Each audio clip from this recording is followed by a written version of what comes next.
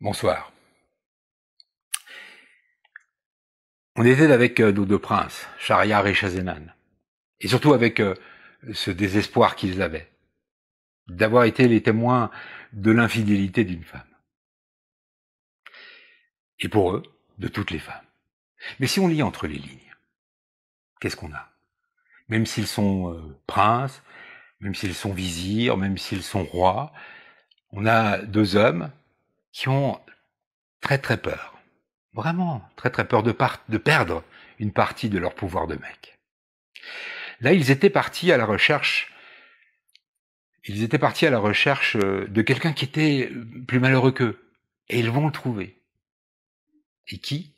C'est un nain endormi. Ça vous dit quelque chose? Un nain endormi?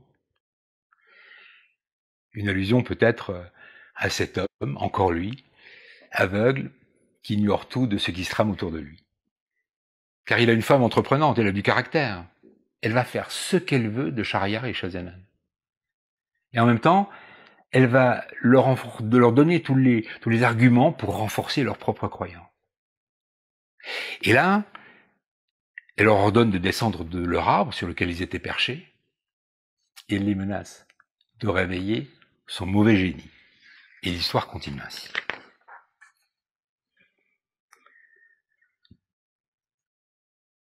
Ces paroles intimidèrent tellement les princes qu'ils commencèrent à descendre avec toutes les précautions possibles pour ne pas éveiller le génie. Lorsqu'ils furent en bas, la dame les prit par la main. Et s'étant un peu éloignée avec eux sous les arbres, elle leur fit une proposition très vive.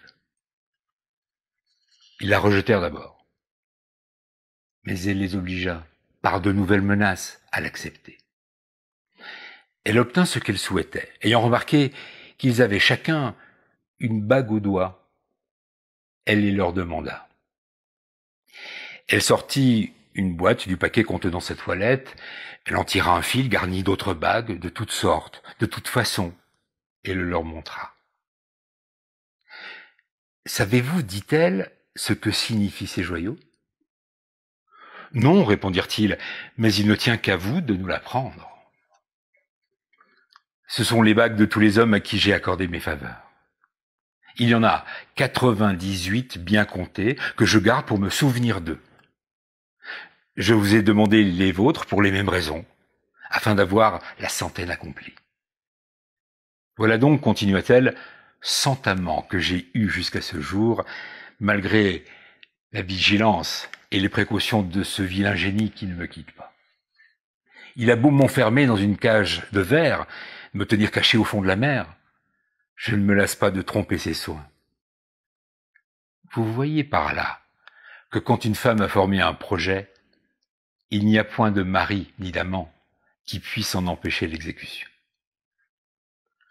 Les hommes feraient mieux de ne pas contraindre les femmes, ce serait le moyen de les rendre sages. La dame, leur ayant parlé de la sorte, passa leur bague dans le fil où les autres étaient enfilés, puis elle reprit sa place, souleva la tête du génie, qui ne se réveilla point, la remit sur ses genoux, et fit signe au prince de se retirer. Ils reprirent le chemin par où ils étaient venus, et lorsqu'ils eurent perdu de vue la dame et le génie, Shahryar dit à Shahzenan: « Eh bien, mon frère, que pensez-vous de l'aventure qui vient de nous arriver? Le génie n'a-t-il pas une maîtresse bien fidèle? Et ne convenez-vous pas que rien n'est égal à la malice des femmes? » « Oui, mon frère, » répondit le roi de la grande Tartarie, « et vous devez aussi reconnaître que le génie est plus à plaindre et plus malheureux que nous. Puisque nous avons trouvé ce que nous cherchions, retournons dans nos états, et que cela ne nous empêche pas de nous marier. Pour moi, je sais par quel moyen je prétends que la foi qui m'est due me soit accordée, et de manière inviolable. Je ne veux pas m'expliquer maintenant là-dessus, mais vous en aurez des nouvelles un jour, et je suis sûr que vous suivrez mon exemple. » Le sultan fut de l'avis de son frère. Ils marchèrent encore, ils arrivèrent au camp à la fin de la nuit du 3e jour après leur départ. La nouvelle du retour du sultan se répandit.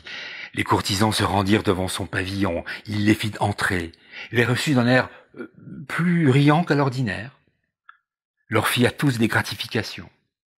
Après quoi, il leur commanda de monter à cheval, et il retourna dans son palais. À peine arrivé, il courut à l'appartement de la sultane, il la fit lier devant lui, et il la livra à son grand vizir avec ordre de la faire étrangler. Le ministre s'exécuta, sans s'informer du crime qu'elle aurait pu commettre. Le prince en colère n'en demeura pas là. De sa propre main, il coupa la tête de toutes les femmes de la sultane. Après ce rigoureux châtiment, persuadé qu'il n'y avait pas une femme sage pour prévenir les infidélités de celles qu'il prendrait à l'avenir, il résolut d'en épouser une chaque nuit et de la faire étrangler le lendemain matin. S'étant imposé cette loi cruelle, il jura qu'il l'observerait immédiatement après le départ du roi de Tartarie, qui prit bientôt congé de lui, se mit en chemin, chargé de présents magnifiques. Schahzenan étant parti, Schahriar ne manqua pas d'ordonner à son grand vizir de lui amener la fille d'un de ses généraux d'armée. Le vizir obéit. Le sultan coucha avec elle, et le lendemain, en la lui remettant entre les mains pour la faire mourir, il lui commanda de lui en chercher une autre pour la nuit suivante. Quelque répugnance qu'eût le vizir à exécuter de semblables ordres, comme il devait à son maître une obéissance aveugle, il était obligé de s'y soumettre.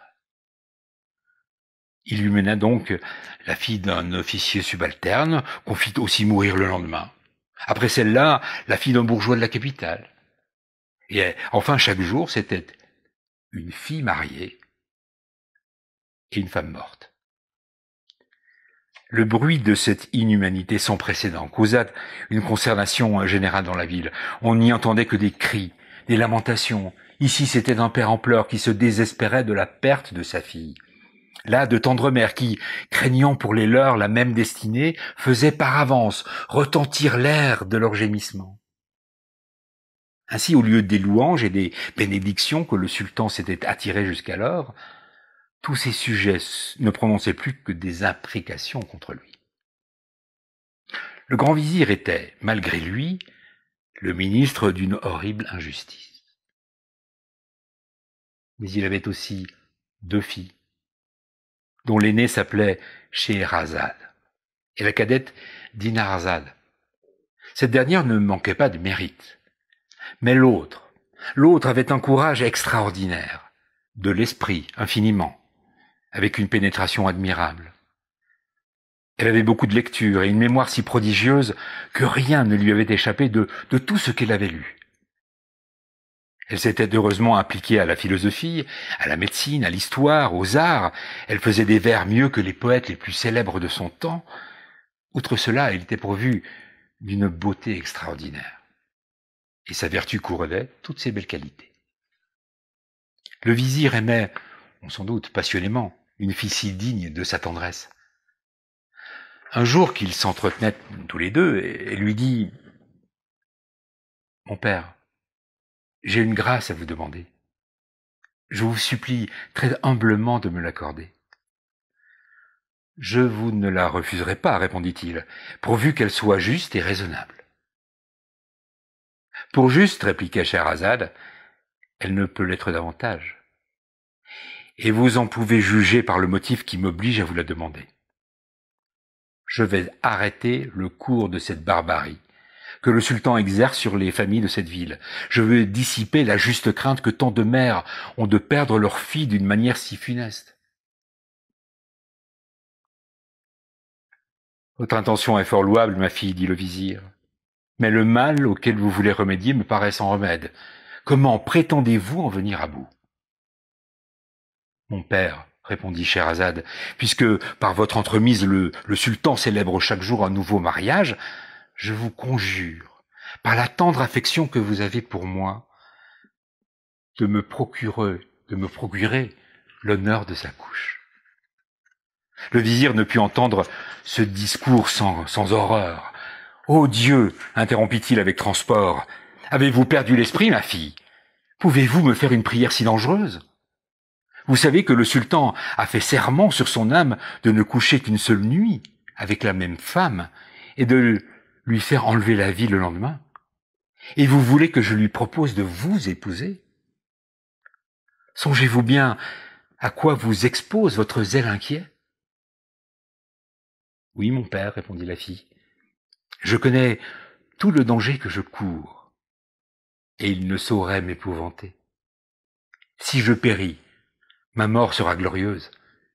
Et si je réussis dans mon entreprise, je rendrai à ma patrie et aux femmes un service important. Non, non, dit le vizir. Quoi que vous puissiez justifier pour vous permettre de vous jeter dans cet affreux péril, ne vous imaginez pas que j'y consente. Quand le sultan m'ordonnera de vous enfoncer le poignard dans le sein, hélas, il faudra bien que je lui obéisse. Quel triste emploi pour un père. Ah, si vous ne craignez point la mort, craignez du moins de me causer la douleur mortelle de voir ma main teinte de votre sang. Encore une fois, mon père, dit Scheherazade, accordez-moi la grâce que je vous demande. Votre opiniâtreté, repartit le vizir, excite ma colère. Pourquoi vouloir vous-même courir à votre perte? Qui ne prévoit pas la fin d'une entreprise dangereuse n'en saurait sortir heureusement. Je crains qu'il ne vous arrive ce qui arriva à l'âne, qui était bien, et qui ne put s'y tenir. Quel malheur arriva-t-il à l'âne, reprit Scheherazade. Je vais vous le dire. Écoutez-moi.